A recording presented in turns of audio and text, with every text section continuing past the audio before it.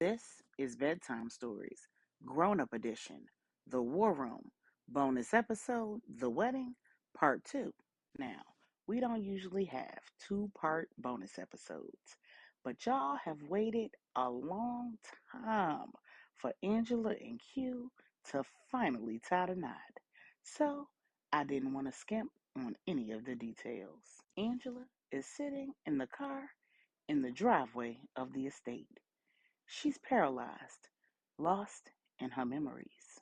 When we left off, Q was wrapping up his vows, and Angela was nearly inconsolable.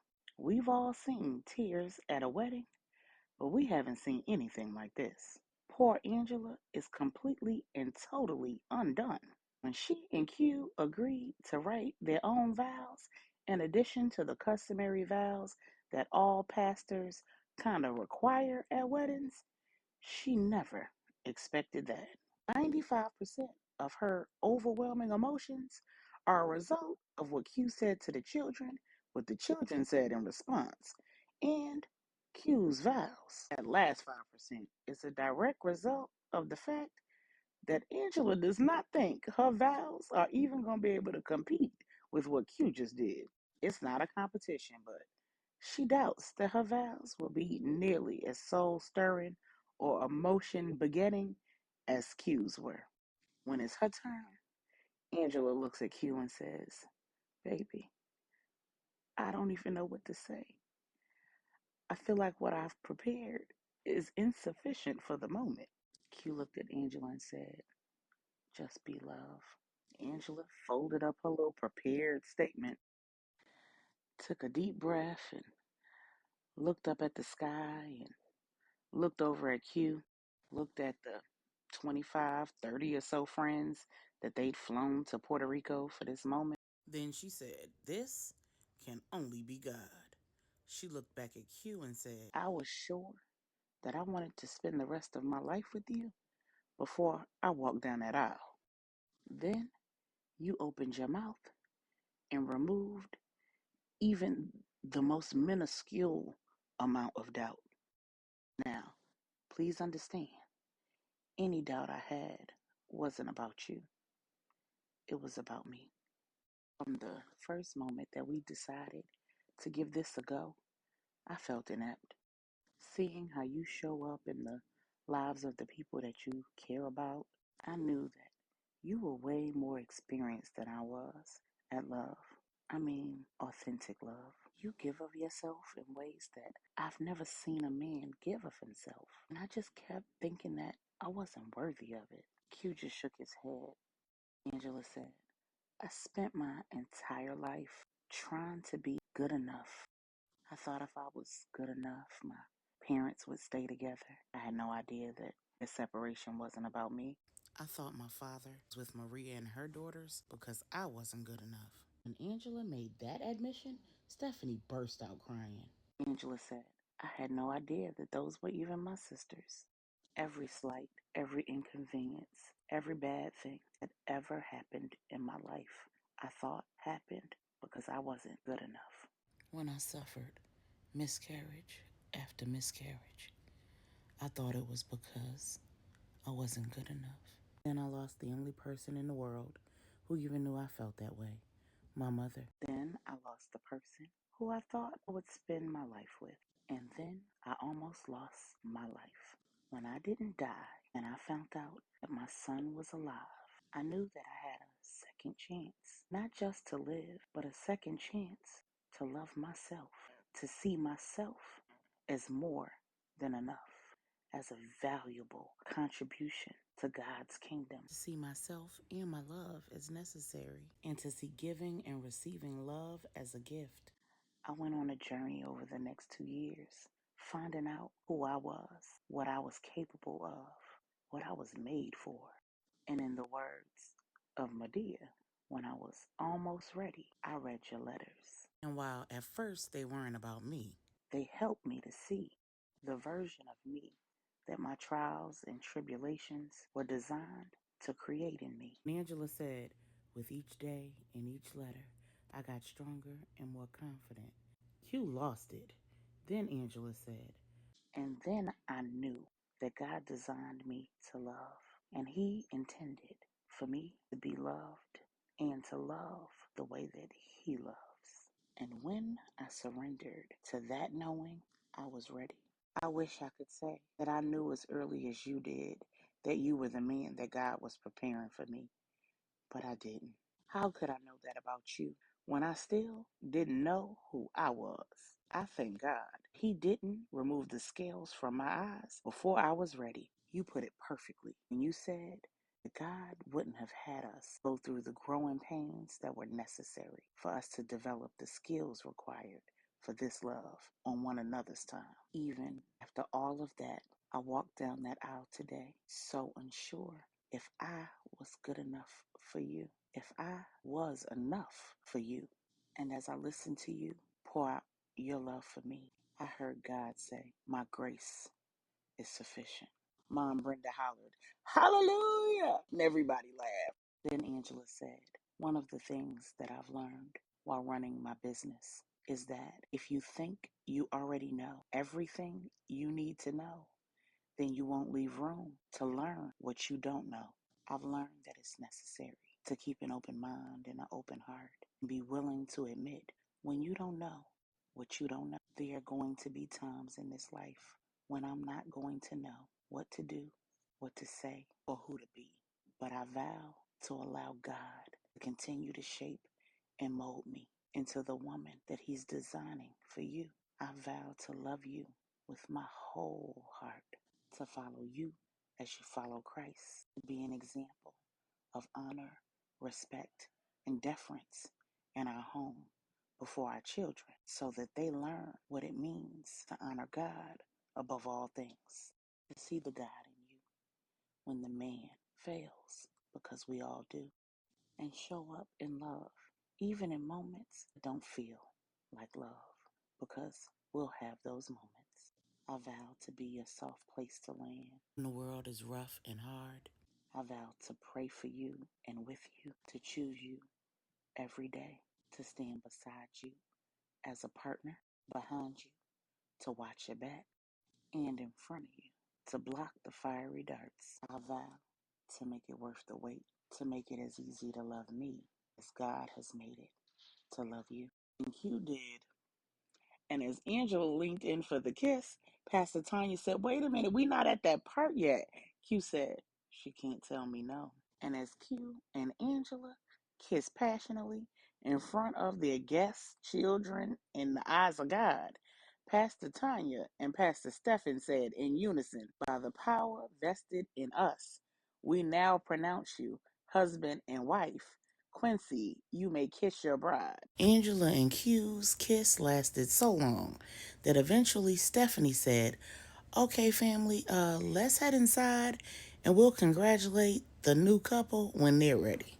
After several minutes, Q and Angela finally separated and came up for air. Q said, I'm hungry.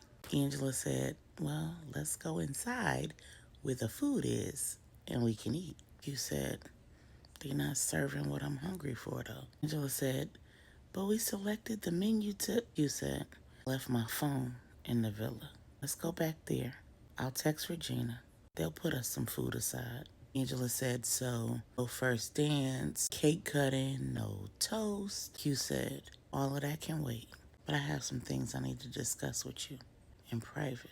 Then he licked his lips, picked Angela up, carried her up the walkway to the villa. Inside the main house, where all the guests were waiting, the Queen Mother was looking out the window. She turned to Miss Brenda and said, well, we might as well go ahead and eat.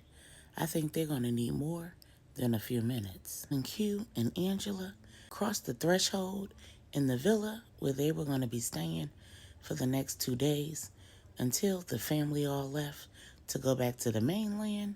Q pressed a button that was supposed to control the lights in the villa, and Angela was pleasantly surprised to find that he'd rewired the system. Soft music began to play, and the lights on flameless candles activated. Angela then saw that the path to the bedroom was sprinkled with white rose petals. Q picked up a silk, vibrantly hued bonnet off a side table and slipped it on Angela's hair, she chuckled and said, "That is not sexy." Q said, "I can't take you back to that reception with your hair all over your head, love." Angela said, "You're doing this now?" Q said, "I can't wait another minute, but I will if you insist." Angela said, "How can I when I just vowed deference?" Q chuckled and said, "In this area, I absolutely respect your right to say no." Angela did, and it was over.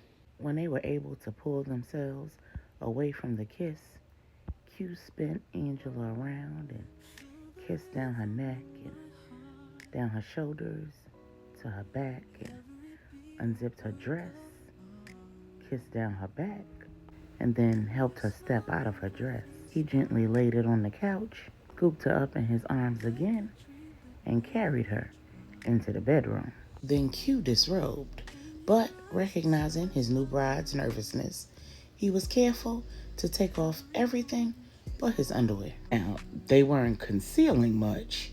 However, he knew that would help to calm her nerves. For the first time, he slowly, passionately devoured his wife from head to toe and toe to head.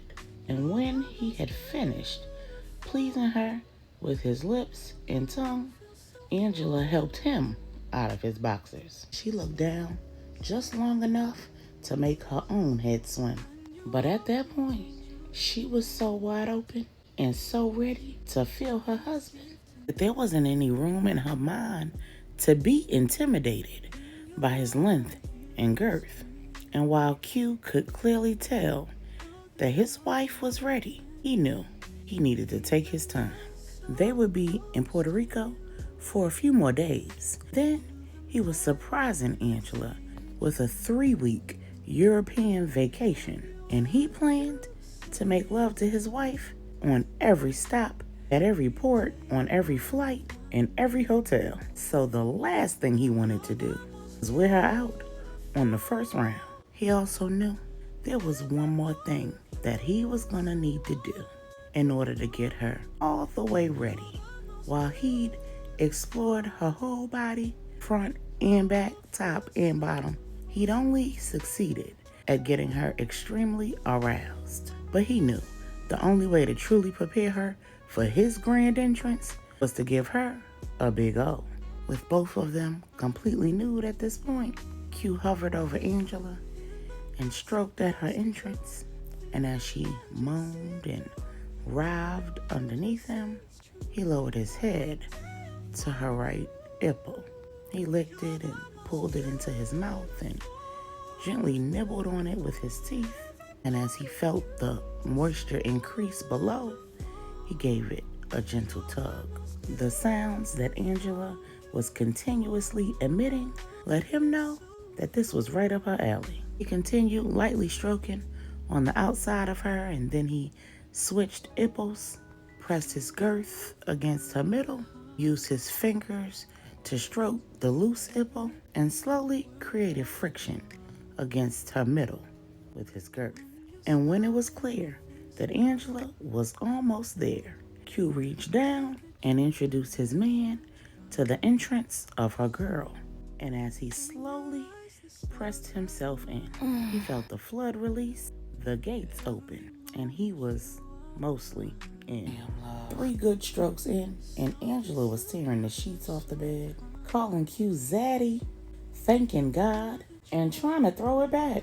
When she flooded again, Q had to back up out of there. He was confused. There was absolutely no way in the world 4 or 5 strokes in, and he was almost done. Now I'm trying to keep it clean, but Q was like, "Whoa, baby, goddamn! Oh, wait a minute, hold on. I gotta wait. He was taking deep breaths and trying to picture basketball, and when he did that, he awakened something in Angela. Sis said, "Lay down, babe." Thinking nothing of it, he laid on his back. Angela lightly kissed him on the lips and ran her fingernails down his chest to his abdomen, and then she allowed her lips to follow behind her fingers. When she got to his man's, she realized that was a bridge too far.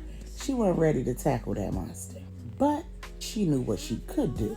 Angela straddled her new husband and showed him her back and her ample dairy hair. Then positioned his man at her opening, eased herself to a comfortable position, taking in only as much as she could handle, and hit that reverse cowgirl like an old pro. When Q looked up and saw her behind and his man disappearing, 4-5 strokes in, and he was a goner. He did everything he could to get Angela to stop. When he couldn't, he gave in to the feeling and exploded. Angela was glad she didn't try to tame that her mouth, because Q was holding a long overdue river. When she looked down, his toes were curled, the sheets were in shambles, and they'd missed over an hour of their reception. When Q and Angela finally returned to the reception, all of the adults applauded.